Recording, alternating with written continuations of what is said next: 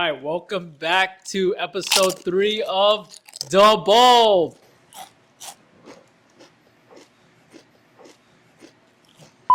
All right, Oh, welcome back to welcome back, everyone. um, Mm. so my name is Josh, handle 9 Roses TCG. And I am Chōji Akimichi. I'm Dean Pescador from Dean Star Collectibles. So how have you been, Dean? I've been pretty good. Just eating chips all day, looking on eBay, watching anime. Looking on eBay. So what are some pickups from eBay? Is it easier to buy from eBay than in card shows? You know what the funny thing is? How you automatically think I'm buying cards. I was Yeah. actually looking at Funkos. Oh. Or I mean, in general, do you think it's easier to buy online or at shows? I feel like it's to find what you really want. It's better online. But if you want to get something like feasible that you can see, check damages, of course, card shows. Yeah, I actually came back from Card Party Seattle, Mm-hmm. and honestly, it's one of the best events I've been to. And just being in person and checking the cards, I actually think it's a lot better. I used to think online was better because you can haggle more and not have that face-to-face interaction. But I'm leaning towards more in person now. Yeah, I feel like you can build connection with the vendor, and I feel when you see the card, it's like you're more likely to keep it for like long term instead of like trading it. I feel like you have a more attachment when you buy it in person. Okay. Yeah, yeah.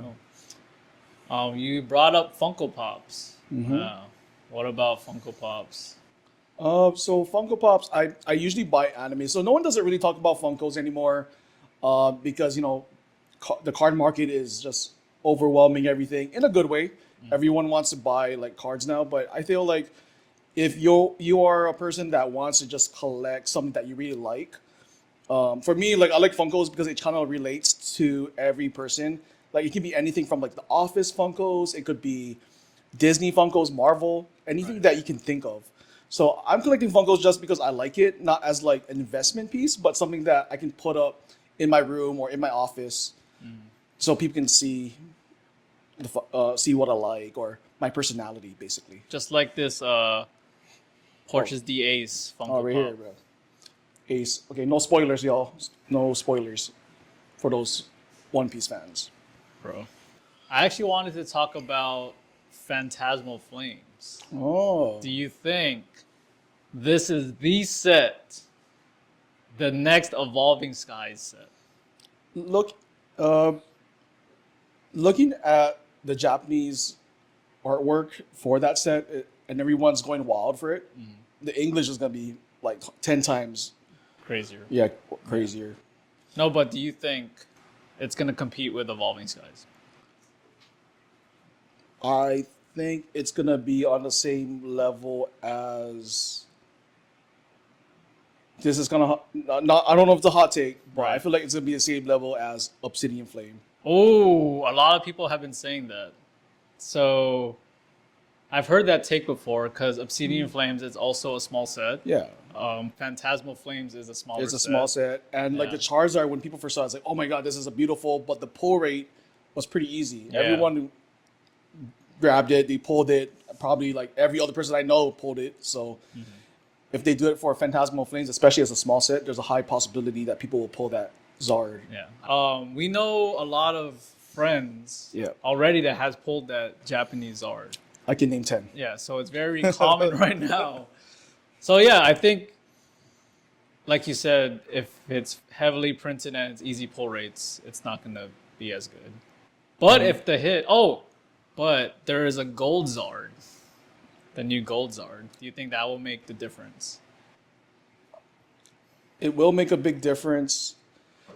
I always believe anything that's unique gold is gonna be good. I know back in the past there was gold cards, but a gold Zard, but Yeah. Mega, and its X, Yeah, dude, it's you never know. game over. So I like this Digimon pad you got. Here, over. let's show everyone the Digimon Yeah. mat right here. Right here. If everyone knows, you know the original Digimon. I was this close of singing the song. Digimon, digital monsters, Digimons are the. Champion. Okay, yeah, you got it. All right. That was a test. Yeah. Okay. Yeah. But actually, before we get into Digimon, because Digimon is also a card game, Yeah. let's talk about your costume real quick. Oh, okay, okay. So, who are you? It's not related to Digimon, but Yeah. so we forgot to mention our costumes. So I did say in the beginning, I'm Chōji from Naruto, the first original Naruto. So that's why I'm eating chips because I was playing in character. Because he always eats chips and always snacking. And who are you supposed to be, Josh? I don't know. I didn't have a Halloween costume, so Dean gave me the hat and the sword.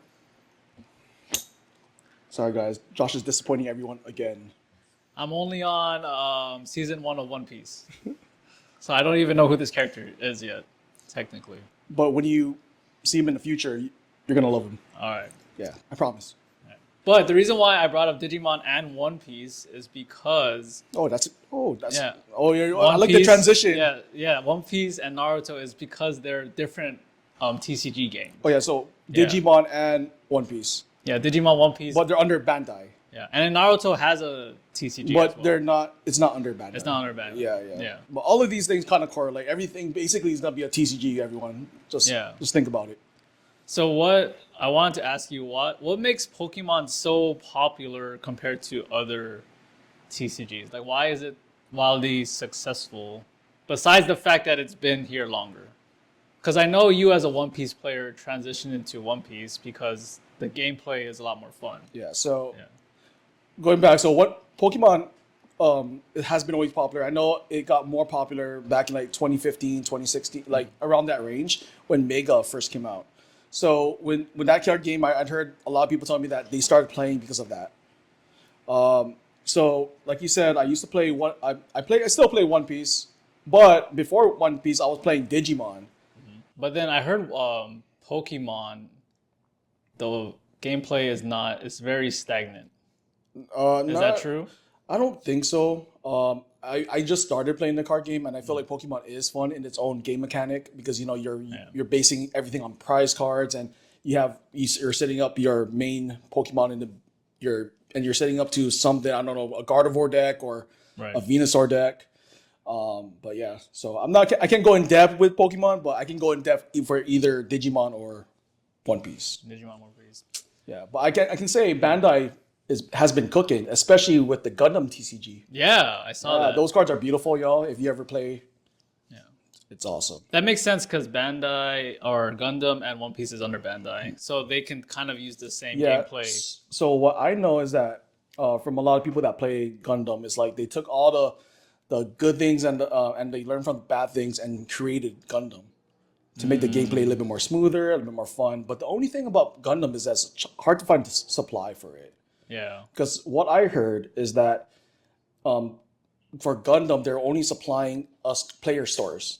They weren't supplying So they weren't supplying like these regular shops that were trying to get their distro and they couldn't get it because they weren't an official Bandai player store. Yeah. I actually heard that too. Yeah. Speaking of that, who will win in a fight? A Pokemon or a Digimon? Oh, dude, that's so easy, dude. You know what I'm gonna say? What are you gonna say? Digimon. Yeah. They have guns and swords. Did you ever see Omnimon? I'm gonna have a beautiful picture of Omnimon right here. But dude, Omnimon would wipe out every Pokemon, dude. I promise. Okay. I know you're really into Digimon, but let's make a I'm case. into Pokemon. Let's make a case for Pokemon. If you had to put a Pokemon against Omnimon, who would you pick? Freaking probably 100% Zygarde and Arceus. I think that would be a close battle, but Omnimon is data. So basically, if you kill it, it's gonna go back to egg and rebuild up to Omnimon again. Oh. Isn't Zygarde data too? Not really. It's like a regular life form, but just think about it. Digimon can, when they get destroyed, they become eggs and they can. They come back. Yeah. Yeah. All right, let's. But I'm just biased because I think Digimon is super cool. I love Pokemon, y'all. Just don't think I'm against Pokemon, but I do like Digimon, especially. Remember that you ever watched the Digimon where they're like Power Rangers, where they digivolve into Digimon, or they change into a Digimon. I don't think so. Okay. I haven't watched that yet. Yeah. So Josh never watched anything. I just don't have time. I just don't have time. Make time. Yeah. I'm playing. I always tease Josh everyone. So just if you ever noticed the last 3 videos, but yeah, Josh. So it's my turn to ask questions because you're always asking the damn question. Now I'm playing. But what Pokemon would you eat? What Pokemon would I eat? Yeah, if you could, like not in a messed up way, but if you're like freaking on a random island where there's nothing to eat and there's like but there's like Pokemon, like any Pokemon's around there, and you have to eat something, what would it be? I'm thinking off the top of my head, Applin, Oh yeah, Applin, yeah, and then also Vanillish. bro. I said, oh yeah, I didn't say what type of island it is. Maybe Yeah. it's cold. Yeah, I don't. You never know. Yeah. Vanillish, and I'm thinking about Alcremie. Those are my 3 Pokemon. Yeah. What about you, Dean? I just need because I don't really eat red meat anymore, so I'm gonna just say Magikarp, y'all. Even though back in the old anime, remember they had hard time. Team Rocket had hard time eating Magikarp. Right, because the hard skin. Yeah. Nah, forget. I'll make it work. No way, dude. I feel like you can cut Magikarp easily. I think they're over exaggerating it. But I'll eat a Gyarados though. You would. Sashimi, bro. There's no way you can. With soy sauce. Yeah. I asked you in the last episode, do you think they eat Pokemon? And you said Magikarp. Yeah. So Yeah, because that's the most. I feel like that's the most accessible one in the water. Every game has Magikarp basically. like the first thing you catch in the game is Magikarp. Oh no, like in the water, like there's always Magikarp there. And you can use an old rod. Yeah. So you don't Yeah. need a good rod. Yeah, I can just get like a branch and string or something. Yeah. Or I can just swim in the water and I'll be like, like The battle music. Yeah. This is gonna be a Magikarp. Yeah, that's my fun. That's my random question of the day. Your random question of the day. Yeah. I want to borrow a topic Yeah. from one of the other vendors. Is what are some things that attract you to a vendor, like that they do, or what are some things that kind of steer you away from not Oh shopping? yeah, at I remember seeing that post. Yeah.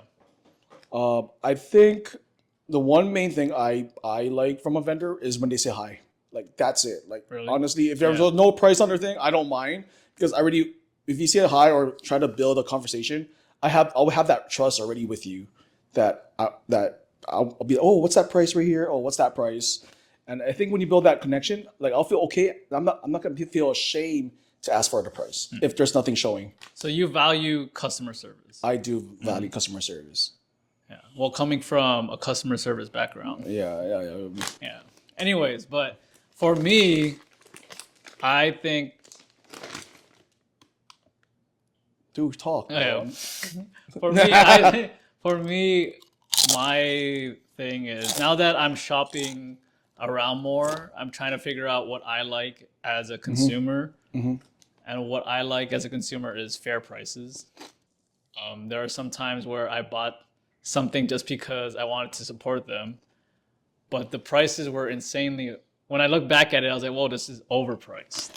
So I think fair prices, if I look up on the comps, is what attracts me to a vendor. I feel like it takes experience because sometimes we trust the vendor that the price is market, but I feel like if you're a collector or someone that's been dealing with the market always, sometimes you wouldn't mind paying a little bit more because you believe that card is gonna skyrocket or you just believe that card is undervalued. Right. So there's a lot of these really good speculators to kind of base it like, stock market where they just kind of speculate. Even though if the market says $4, but people are selling it for $5, people believe in that card that it's going to be 10, so they'll buy it at 5. Okay, that makes sense. But Like, the Eevee, the prismatic Eevee, like I talked about last, that was like going for like what $3-5, and then it went up to like 15. Yeah, but I'm just saying, like, just as a shopper, you would want to pay as close to market as possible. Yeah. But I get what you're saying. Like, if you believe that card, if it's on an uptrend, Yeah. you don't want to get burned, and you want to make those. Or if it's extra a dollars. popular Pokemon, it's Yeah. Even in any card game. For example, for One Piece, the girl cards always do really well, like Nico Robin, Nami, Boa. Right. So any cards of them, everyone tends to buy them. So yeah. Okay, well, the reason why I brought it up is because we have a new vendor, right, coming to join you November 2nd. So Dean is doing 2 back-to-back shows. Oh yeah, I'm gonna do it back to back. I don't want to think about it, but Yeah. I'm ready. It's going to be really busy. He's taking on a new vendor. You guys will see him. Some of you guys already know him. We won't mention his name because he gets a little too He excited. gets too excited when we mention his name. But what are some tips you can give not only him but also new vendors entering the hobby? Okay.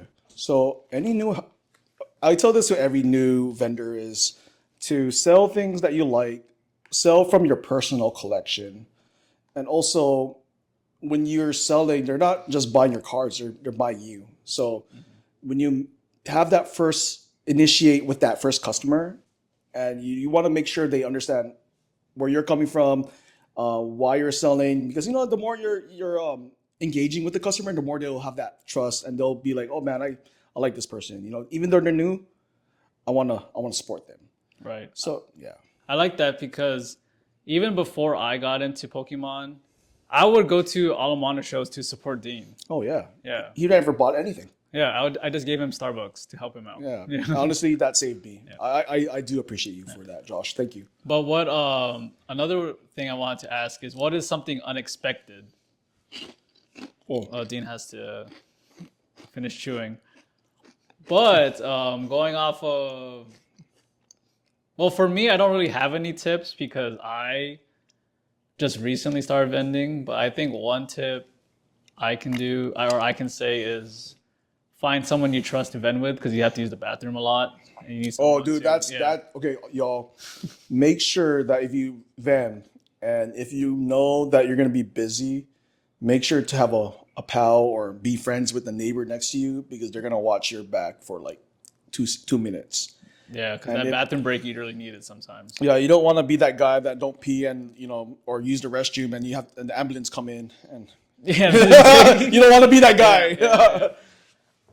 So what is like going back to my question, what is something unexpected?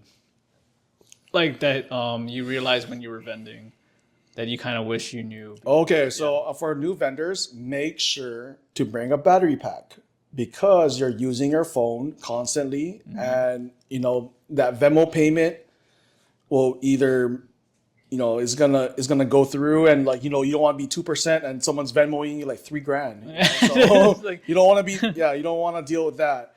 Another advice to new vendors is to also hydrate. I think that's like an underrated thing. Hydrating, drinking water, drinking whatever you want to drink, Coke Zero for crying out loud, whatever you want. But yeah, keep me hydrated, and even eating a little bit too, because you don't want to pass out. Yeah, or bring lunch, or bring someone a snack. Bring a snack. Yeah. Or if you have customers that will bring it for you, I don't know, like. Yeah, make a deal with someone to say, buy you food. Hey, I'll close out this deal if you can pick me up late lunch. You can do that if you want, if you're that creative. Okay, one last piece about vending I want to really talk about is you brought up personal collection. So the reason why I brought up personal collection is we have a friend. He bought a card, Delta Species Typhlosion. He really loved it, but he bought it to resell. Yeah. He eventually sold it, but he felt really heartbroken that it's gone. Yeah. So I really want to get your perspective of how do you navigate selling your PC if you're attached to it, if you need to let it go. What are your thoughts? I think if you have, I think it goes back to having a plan in the first place when you're collecting, like knowing what you want, and knowing what you can sell. Because if you're a collector and you're gonna be selling your collection with no purpose, then it's not worth it. Because if you like the card, it's like, why are you selling it in the first place? Oh, true. Yeah.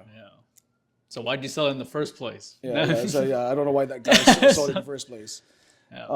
No, but it's really It's like back and forth. Like it's hard to decide if you want to sell your personal collection, but at the end of the day, if you sell it for a really good price or if you made a profit from it, it's still a win. You know, if you made $5 from it, then kudos. Yeah, I think more than likely in the future you'll get it for less. Yeah. Unless you sold a poncho or something. But yeah, the thing is, the person he sold it to, he's happy. So Exactly. basically, that friendship just increased. that's true. Yeah, it just Yeah. leveled up a bit.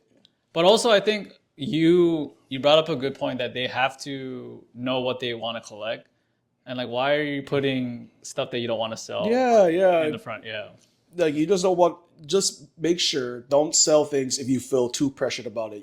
You're not obligated to sell to anyone. yeah. If the deal, yeah, that's a good one. If you don't feel the deal is right, you don't do it. Yeah, don't do it. Yeah. So If you already feel like you're feeling nervous already selling it, don't sell it. yeah, just put it back in your case. Say, you know what? I don't want to be that guy, but like I just feel like I don't want to sell it, and the person will understand, you know. But I don't know why they put it out in the first place. So Okay. yeah, that's a really good question for new vendors because I feel new vendors. There's a lot of new vendors coming up, and you know they want to know some tips. Right. Do you have any questions that you want to ask? I don't know, man. I just been kind of like eating chips and just want to open this box right here. Yay! All right, we can. As a seal collector, it hurts me, but Dean, he likes to say "shooters shoot," right? Yeah, shoot or shoot, man. Dean has multiple times where he's pulled a manga when people didn't want to open that box because it was dented. Oh yeah, you know people. You know, if I put a manga today, that shows you guys that I'm the manga puller, dude. Yeah, shooters shoot. That's gonna be my new name. So, but Josh, can you explain to everyone about future guests in the future, having future people coming? Oh in? yeah, we wanted the first few episodes to kind of introduce ourselves, get to know us a little bit, but we're gonna start adding more guests in the future. Surprise guests. And if you want to be a future guest on the podcast, please reach out to us on the bulb. So we're happy to. Yeah, we're happy to take anyone, but we're also trying to work scheduling. So the scheduling is a big thing for us. So a lot of us are adults, so we gotta make sure we deal with everything first. So yeah. All right. So as Dean opens his what is that, OP12 booster box, I will ask him more questions. Oh God, no, I'm playing. Dean, so while Dean is opening up his OP12 box, I got some questions, and I think Dean answers questions better when he's in the zone. So, one question I have, Dean, is: do you think players drive the market or collectors? It is gonna be collectors because there's a lot of people don't really play the game. There is a good amount of people play it, but I feel like collectors are more of the ones that buy more of the bigger cards. The players just want to play whatever deck. They'll play probably 2 or 3 decks that are, you know, max rarity. That'd be pretty cool. But I think it's more collector because they tend to buy more graded cards and first, let's get started. Yeah, let's do it. I think I hate this. the Dean I first met said that sometimes the player drives the market because they want to make their deck all fancy, have a bunch of full arts, have a bunch of special rares. But I think you're right, where it's more of the collector that drives the market. Yeah, I think players do play a big point. But yeah. What so I wanted to bring up when we were talking about Digimon, One Piece, and Gundam. What do you think about Y Schwartz? Y Schwartz. Yeah, so because I feel like Y Schwartz has a really big fan base, right? But it doesn't. Not really waifus, right? Waifus. Speaking of waifus, do you have a favorite waifu? It would be. It could be a game, anime. Dude, that's a good one. Let me think about that. Actually, For me, my anime waifu, Pink Ranger. Is that That's not a waifu, dude. She's not 2D, bro. what? I would have just said Topanga, bro, from Yeah. Boy Meets World already, if that's the case. What about Tifa? Tifa Lockhart. Yeah, that's Waifu? considered a waifu. Okay, yeah. Yeah. I think what's a good waifu? Never really thought about it. This is not really like nah, dude. It's gonna be What's the first waifu that pops in your head? Anime. it would dude, I would say Yamato.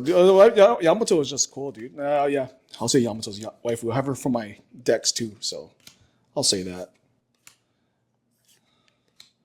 But Yeah, okay. I'm going back to the Y Schwartz market. So, do you think it's gonna come back, or so the white shorts is just people that they like the cards, but even the game is kind of interesting. I remember my friend Brandon had a person that was gonna train him to play white shorts, and I remember being taught about it, and I was so confused, just because there's so many mechanics and things to learn. I can't even like remember what it was, but I was just confused in general. Unlike One Piece or other card games, it took me like probably like a few tries and I'll understand it. a lot of people don't know? Dean actually has a whole case full of Y Schwartz. Yeah. Okay. So, for the people who don't know about One Piece, Dean, what are they looking for when they are opening? You're looking for alt arts. You're looking for manga. Like now, I'm playing. I thought it was. Alt arts, manga. Can you explain what a manga looks like? It looks So like manga, I'm gonna have it edited, but like it's gonna be just let's put up like a manga Shanks or something. It has basically how if you read manga before, it's like just those panels with the character in the front. So that's basically what it is. I'll show you an example in just 2 seconds. Give me 1 second to show you how a manga looks like. So when you're opening a One Piece pack, you never want to look at the back because if it's a red card, right? There's no. If it's a red card, then it's a leader. It's a Yeah. leader hit. But if it's like a red card in the middle, then it's a leader pack, a regular leader pack, which you're not going to get no hits. Oh, dude. I think what people should know. What people should know Hey, about look, One Piece. it's Josh. Is that Law? I think what people should know about One Piece is the booster boxes can be mapped, right? Some of them can be mapped, and mapped being that there's a certain booster box in the case of booster boxes that will have the guaranteed hit, and people will take that box. Is that for Pokemon you're talking about? Sorry, No, it's for One Piece. sorry, I was phasing out because I was like focusing on the cards. But I don't really. There's mapping on that. That's crazy. In some sets, yeah, for sure. Oh, actually, yeah, I know some Yeah. people were talking about that. So that's something you should know. That's crazy. So always buy from a trusted source. I think OP9 was like that. The one with the 4 emperors. Yeah, I heard OP9. I heard EB02 you can be mapped. OP05 was mappable. Let me know if I'm wrong. If there's other booster boxes. Oh, bro, my boy Marshall D. Teach, dude. Z ha ha. So One Piece is known for the best laughs, bro. But Josh never watched it, so he never enjoyed it yet. That's still my first season. Oh, okay. Here's another one. What do you think about Chinese, Japanese cards? Do you think it's worth it to buy, or even Korean cards? Do you think it's worth it to buy the hit in another language, or Yeah. should you stick to English? I think it's okay to get a different hit because a lot of the English cards are really expensive, and think people just care more about the art. So it's better to get a different language and save like 40% of the English value, and you'll still be happy as a collector. I would argue against that because I was collecting Chinese and Japanese cards, but when I looked at my binder, I didn't like it at all because it wasn't, for some reason, it just wasn't English, so I didn't like it. So I'm gonna convert to just collecting English only cards.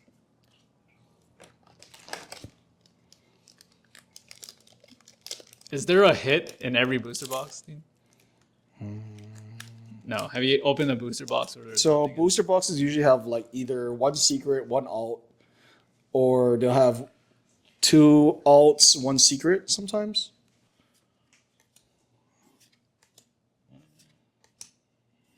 Have you ever opened a Japanese or Chinese set yet?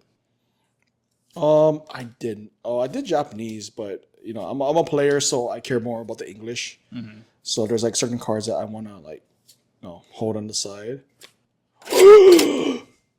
Sorry, I'm freaking out right now. What'd you get? Oh, Is it a manga? Kuma alt art. Oh, No, it's a playable and it's an alt art. Oh my god, I have two of these, but this will be on the deck. bro, that's like $100 card. No, I think it's like 70. But I'm just saying that because it was funny because when you pulled that Houndoom, and I was like, that's a $30 card, and it's like $20. dude, I'm happy already, y'all. Oh, that's a playable. Oh, also, you know what's a fun fact? We should always have sleeves and top loaders, but we never have them in case Dean pulls a hit. Yeah, I'm gonna pull manga soon, so. Dean, how many mangas have you pulled? Actually, a lot. I can say 4. My first one was Rayleigh.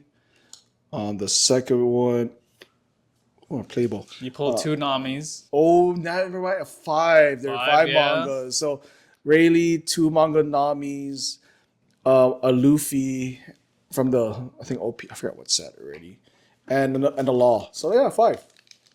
I thought you also pulled a Zoro, a Japanese one. No, I actually bought that one. Oh, Did I not trade? so the Law was the Japanese one. Yeah, The one you the bought. one I won from the one packs. You know, Yeah, like the Dang's raffle thing. Shout out Cardversity. Shout out to Cardversity for that Law. Okay, Josh. If this is related to like Pokemon, but what's your favorite Pokemon intro? Intro? Yeah, besides the first one.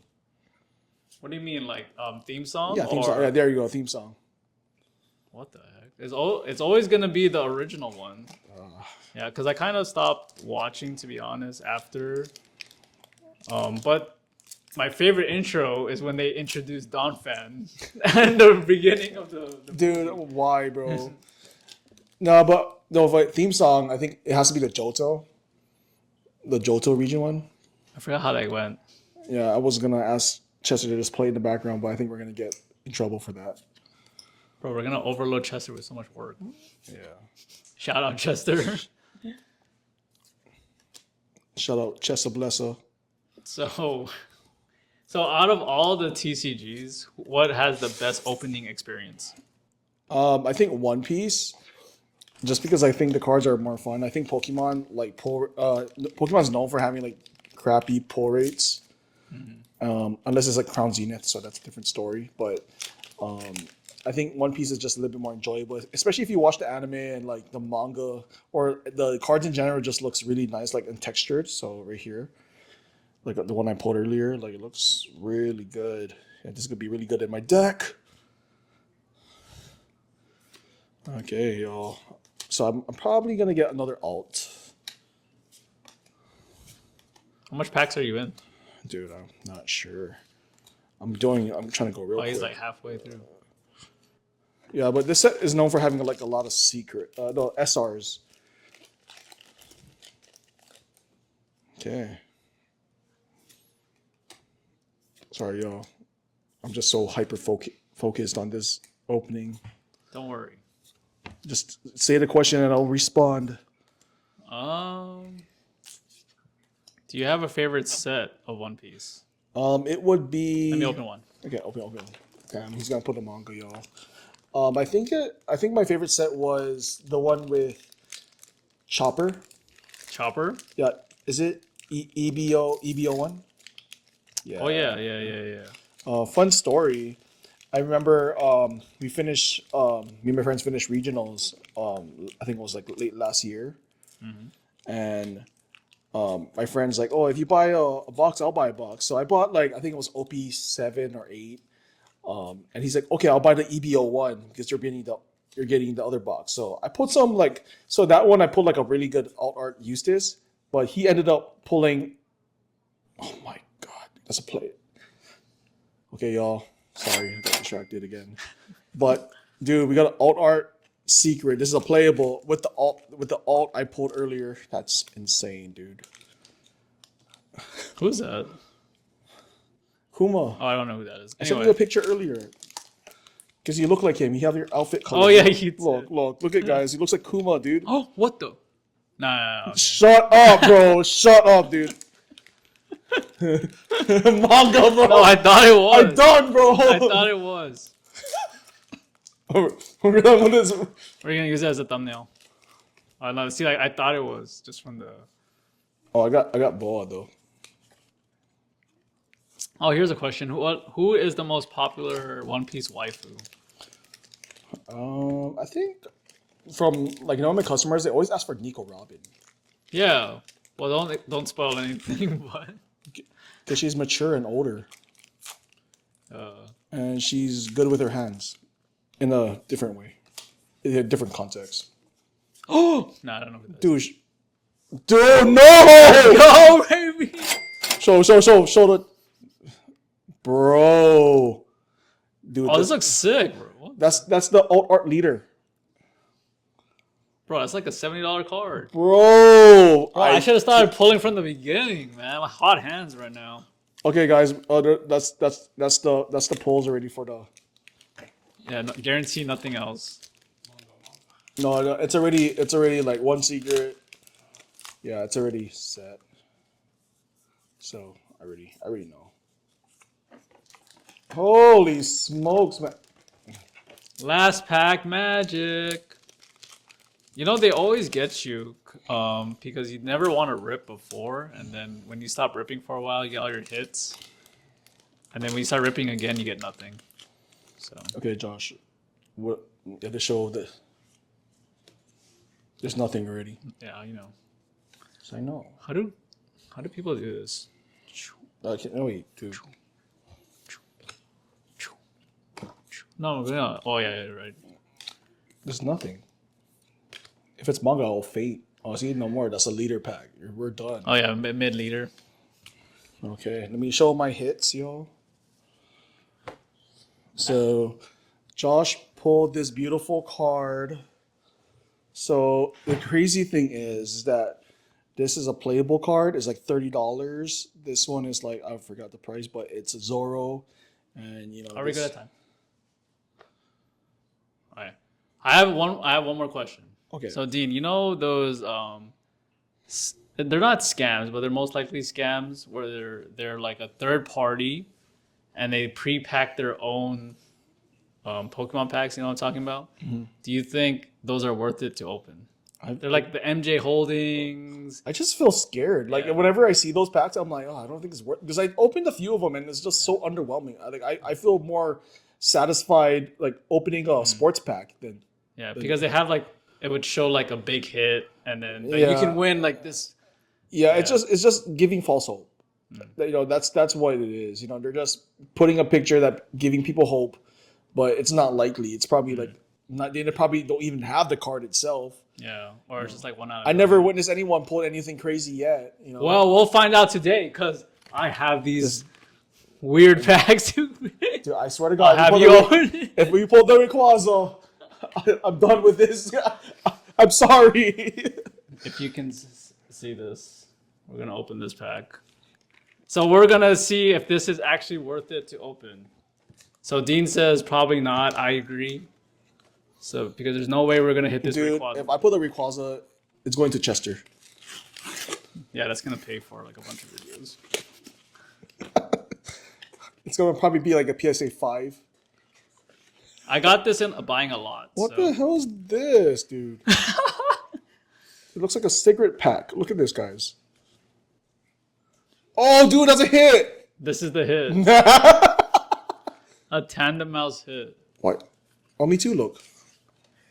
Bro, we got scammed. Okay, let me... No, don't... I believe, bro. I see purple. Dude, this is trash, actually. How much you paid for this? No, I bought it in a lot, so... Okay. I just decided that it would be good content to open Dude, on hey, the. hey, pass me the mouse, bro. This is like the $3, no, $1 probably. Okay. All right. Thank you all for watching. Hope we always have a big mess at the end of our podcast, but thank you for all your support watching the bulb. Please like, subscribe, comment, and then we'll catch you next time. See you later, y'all. Yay! Oh, dude, this is the best pulls I ever had it for this set.